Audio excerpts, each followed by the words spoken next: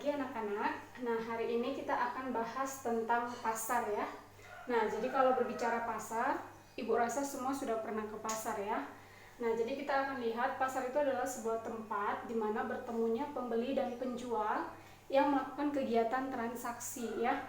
Tapi Bu, sekarang ada kok pasar yang nggak ada tempatnya seperti online shop. Ya, memang itu bukan tempat, tapi di situ tetap juga pembelinya dan penjualnya itu melakukan yang namanya transaksi, maka tetap dia disebut sebagai pasar ya. Nah, kemudian kita lihat jenis pasar. Jenis pasar itu ada banyak ya. Pertama ada berdasarkan wujudnya. Berdasarkan wujudnya itu ada pasar konkret, pasar abstrak. Ini Ibu lisankan saja ya, tidak Ibu tulis karena kalian bisa baca di bukunya. Nah, kemudian berdasarkan sifatnya ya, kemudian ada nanti berdasarkan waktu ya, ada pasar harian, mingguan, bulanan, bahkan ada pasar tahunan ya. Kemudian ada pasar berdasarkan wilayahnya ya, ada pasar desa, pasar kota, bahkan nanti pasar nasional sampai pasar internasional. Dan yang terakhir itu ada pasar berdasarkan organisasinya atau disebut juga pasar berdasarkan strukturnya. Nah, pasar berdasarkan organisasi atau strukturnya inilah yang akan banyak kita bahas di sini ya. Yang pertama, berdasarkan organisasinya atau strukturnya itu ada dua jenis pasar ya. Yang pertama itu pasar persaingan sempurna, lalu ada pasar persaingan tidak sempurna. Pasar persaingan sempurna atau disingkat dengan PPS dan pasar persaingan tidak sempurna atau PPTS. Nah, di mana nanti pasar persaingan tidak sempurna itu ada beberapa bentuknya ya. Ada yang berbentuk monopoli, ada yang berbentuk oligopoli, dan ada yang berbentuk monopolistik. Nah, kalian harus tahu ya, poli itu artinya apa? Poli itu artinya pasar. Ya, berarti kalau mono itu satu, ya ingat biologi ya, monokotil, dikotil ya. Mono itu artinya satu, poli itu pasar ya atau penjual. Maka nanti monopoli itu artinya hanya satu penjualnya. Nanti kita bahas lebih dalam, tapi sekarang kita akan bahas dulu yang pertama ini, yaitu pasar persaingan tidak sempurna. Nah, yang pertama kita bahas dulu pasar persaingan sempurna ya. Nah, pasar persaingan sempurna ini, dari pasar ini sebenarnya yang harus kita pahami itu adalah ciri-ciri umumnya ya. Yang pertama, di dalam pasar persaingan sempurna katanya itu banyak pembelinya dan banyak penjualnya gitu ya. Lalu yang kedua, di pasar ini produk yang diperjualbelikan itu atau barangnya itu sejenis atau dibilang homogen seperti itu. Lalu kemudian informasi pasarnya itu tinggi ya. Kita tahu berapa harga beras, harga produknya, kita tahu kualitas produknya seperti itu. Apa produk terbaru mereka, sehingga biasanya orang yang berjualan atau yang menjadi produsen di pasar persaingan sempurna ini tidak butuh iklan seperti itu. Kemudian bagaimana mobilitas pasarnya ya? Mobilitas pasar itu adalah keluar masuknya ya, keluar masuk menjadi produsen itu katanya bebas ya. Kalau kamu mau menjadi pedagang di pasar ini gampang seperti itu ya, atau misalnya kamu mau keluar juga mudah seperti itu. Nah, kemudian bagaimana tentang harga? Nah, harga di sini ditentukan oleh mekanisme pasar ya, atau harga kesepakatan. Jadi penentuan harga pasaran itu adalah tergantung pada mekanisme pasar atau kegiatan tawar-menawar, di mana nanti kegiatan tawar-menawar ini akan menghasilkan yang namanya harga kesepakatan ya. Lalu bagaimana dengan produsen? Nah, jadi kalau misalnya nanti kamu menjadi pedagang di pasar yang bersifat persaingan sempurna, di situ kamu tidak bisa menentukan harga ya, tapi kamu hanya sebagai pengikut harga yang sudah ada. Misalnya contoh pasar ini seperti misalnya pasar beras ya, pasar telur seperti itu. Nah, kan ada pasar beras tuh semua beras yang dijual. Nah, jadi di situ kalau kamu masuk di sana menjadi seorang pedagang beras, kamu itu hanya bisa sebagai pengikut harga ya. Berapa harga pasaran yang kamu ikuti, karena kalau misalnya kamu buat harga yang berbeda, nanti konsumennya tidak mau beli karena di sana kan informasi pasarnya tinggi seperti itu. Nah, inilah dia ciri-ciri yang ada di pasar persaingan sempurna. Setelah ini kita akan bahas ciri-ciri dari pasar persaingan tidak sempurna, yaitu nanti ada pasar monopoli, oligopoli, sampai monopolistik. Nah, sekarang kita akan bahas pasar persaingan tidak sempurna ya. Jadi pasar persaingan tidak sempurna itu ya, jadi seperti ini. Satu aja ciri-ciri dari pasar persaingan sempurna itu tidak dipenuhi ya, maka dia menjadi pasar persaingan tidak sempurna ya. Jadi satu aja dari ini tidak diikuti, maka dia menjadi tidak sempurna ya. Kalau misalnya ada satu pasar sesuai dengan ini semua, maka dia kategori persaingan sempurna. Tapi kalau ada satu jenis pasar yang tidak mengikuti keenam ini, maka dia menjadi pasar persaingan tidak sempurna. Nah, apa salah satunya? Ya, salah satunya itu adalah pasar monopoli ya. Nah, kita lihat di sini cium ya, ciri-ciri umum ya. Jadi pasar monopoli itu kan mono itu satu, poli itu penjual atau pasarnya ya. Maka terdapat satu penjual. Nah, ini kan ciri-ciri yang pertama ini sudah tidak mengikuti ciri-ciri yang ini ya kan. Kalau persaingan sempurna bilang kan harus banyak pembelinya dan banyak penjual. Sedangkan monopoli itu hanya banyak pembeli, penjualnya tidak banyak ya. Maka dia menjadi pasar persaingan tidak sempurna ya. Nah, jadi pasar monopoli itu ciri-cirinya yang pertama, banyak pembelinya dan banyak penjual. Banyak pembelinya dan hanya satu penjualnya. Sorry ya. Lalu yang kedua, barangnya homogen, masih sejenis ya. Maka contohnya ini kayak Pertamina, PLN ya. Kayak PLN kan hanya jual gas ya, hanya jual listrik ya, atau PGN yang jual gas. Nah, mereka tidak jual jenis-jenis barang lain kan, misalnya PLN kan tidak pernah jual bakso seperti itu. Nah, kemudian di sini informasi pasarnya tinggi ya. Nah, kayak Pertamina kan kita tahu ya berapa harganya ya kan. Terus produk-produk mereka apa aja, misalnya Pertalite, Premium, Solar gitu ya. Sama-sama BBM. Nah, kemudian bagaimana mobilitas pasarnya? Nah, di sini untuk pasar monopoli, mobilitas pasarnya itu sangat sulit ya. Kita sangat sulit masuk ke dalam pasar ini ya.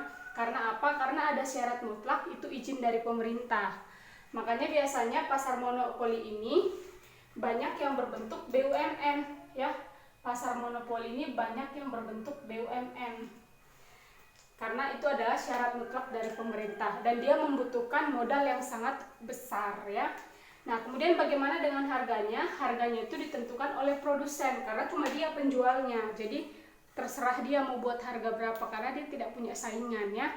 Nah, makanya produsennya itu disebut sebagai pembuat harga atau dibilang juga price maker atau price setter ya. Nah, inilah ciri-ciri pasar monopoli. Selanjutnya kita akan bahas ciri-ciri dari pasar oligopoli. Nah, selanjutnya kita akan bahas pasar oligopoli ya. Nah, jadi sebenarnya biar kalian paham, oligo itu sebenarnya artinya beberapa ya. Berarti dia beberapa penjual ya kan. Nah, berapa penjualnya itu berapa Bu ya? Nah, biasanya ini secara teori dan sudah ada hitungan matematisnya.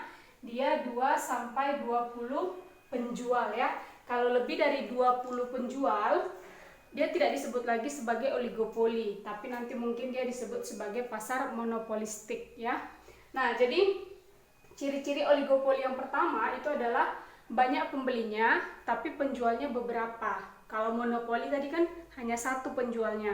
Kalau ini penjualnya beberapa. Nah, beberapanya itu 2 sampai 10. Lalu kemudian barangnya homogen, sejenis ya. Nah, kira-kira apalah contohnya ya? Nah, contohnya ini kayak maskapai penerbangan ya. Maskapai penerbangan, kemudian ada juga seperti operator seluler ya, Telkomsel, Tri, Indosat ya, XL ya. Kemudian bagaimana informasi pasarnya? Nah, informasi pasarnya di sini rendah, makanya mereka butuh iklan. Jadi kalau kamu nanti jadi produsen di produk yang berjenis oligopoli, kamu harus buat iklan yang bagus ya. Nah, makanya seperti pesawat itu kan, kalau mereka tidak iklan, mereka buka rute penerbangan baru kan kita tidak tahu ya.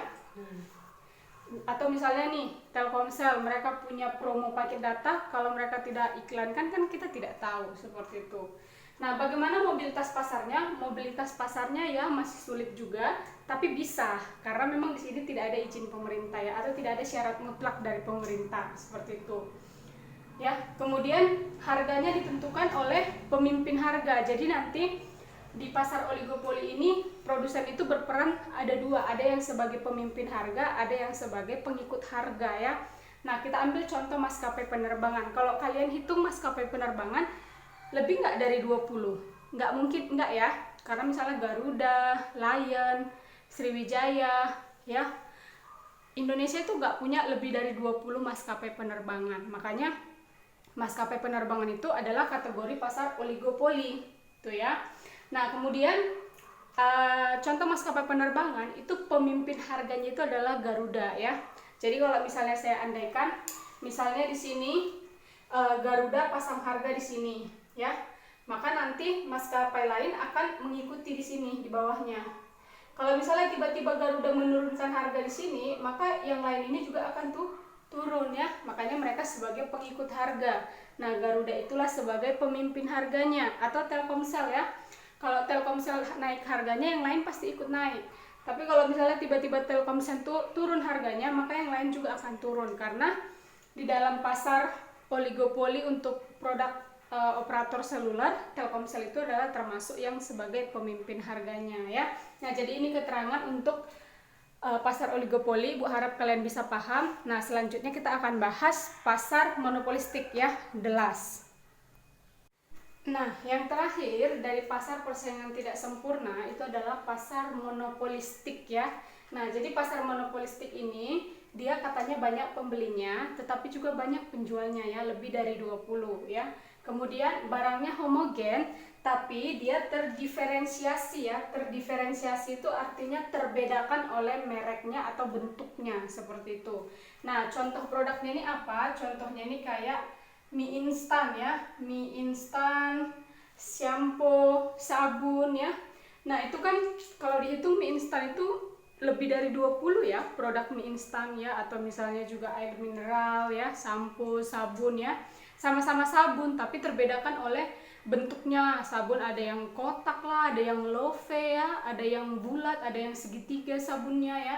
Atau mie instannya ada mie keriting, ada mie begini, ada mie goreng, ada mie rasa soto, sama-sama mie tapi terdiferensiasi atau terbedakan oleh mereknya, bentuknya, rasanya dan lain-lain ya. Kemudian bagaimana informasi pasarnya? Informasi pasarnya rendah. Nah, karena dia rendah makanya butuh iklan. Makanya kamu bisa lihat ya, mie instan itu iklannya gila-gilaan ya. Produk-produk sampo juga ya, berbagai artis digunakan untuk sebagai ambasador produk mereka. Artinya mereka sangat berjuang untuk iklan karena memang pasar di sini sangat rendah informasi pasarnya. Kemudian bagaimana mobilitas pasarnya? Mobilitas pasarnya itu bebas ya. Kalau kamu mau jadi pedagang di sini gampang aja. Ya, bagaimana harganya? Nah, di sini harga nanti ditentukan oleh observasi ya. Artinya begini, kalau kamu mau jadi pedagang di sini, kamu harus cari dulu harga pasaran ya. Nah, harga pasaran lalu kamu bisa menentukan hargamu sendiri. Atau contoh nih, misalnya Indomie harganya 2.500 ya, Sarimi harganya 2.300. Nah, setelah kamu observasi nanti kamu bisa menentukan harga punyamu, misalnya jadi harganya 2.400 di tengah-tengah seperti itu ya. Nah, jadi inilah beberapa ciri-ciri dari beberapa pasar ya. Pertama, pasar persaingan sempurna, kemudian ada pasar persaingan tidak sempurna, di mana di pasar persaingan tidak sempurna kita bahas ada pasar monopoli, oligopoli dan pasar monopolistik. Nah, untuk materi pasar hari ini sampai di sini anak-anak. Ibu harapkan semoga kalian bisa mengerti dan bisa memahaminya. Terima kasih.